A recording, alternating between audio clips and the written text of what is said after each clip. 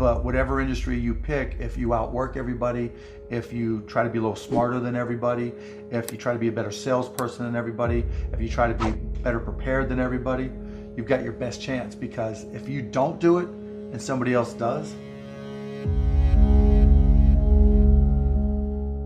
Out of all the reasons in the world, and I've read your book, you have the 10, all these keys to success, etc. What would you say is the number one reason why people fail? Not necessarily why they make it, the complete opposite. Right, lack of brains, lack of effort.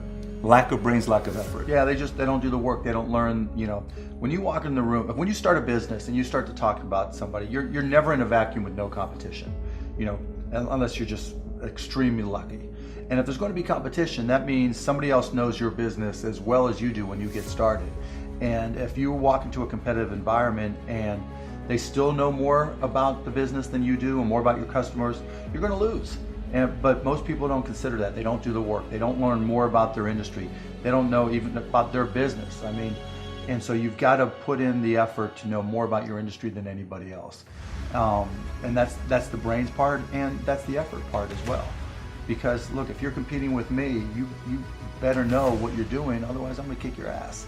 And you're not going to outwork me. And so, the combination is usually what kills businesses early on more than anything. So I don't think there's a default template for success, but I think there's things that you can do to put yourself in the best position to succeed. I talk about the one thing in business you can control is effort. Going out there and sales, curing all. So I think, and I agree with your point that there are things that if you do them, you put yourself in the best position to succeed. But if you just walk into a buzzsaw and somebody else is doing them a little bit better, it happens. Even if you put a formula for me, I followed it. Will I eventually be able to make $250,000 a year?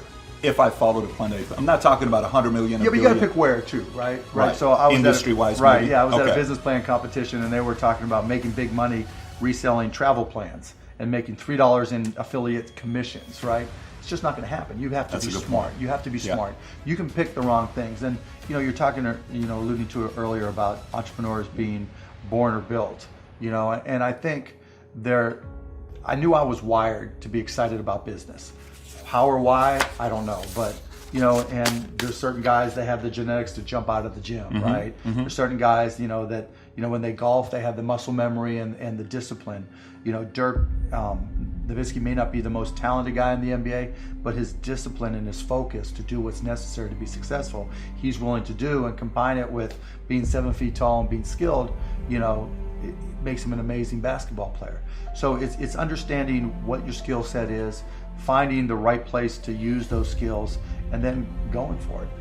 Will that make you $250,000? It depends if you pick the right industry.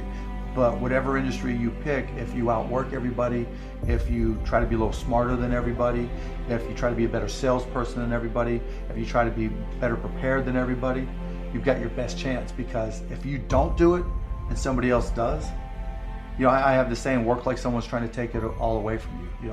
I actually work like someone's spending 24 hours, working 24 hours to take it all away from you. And that's kind of the way I look at it.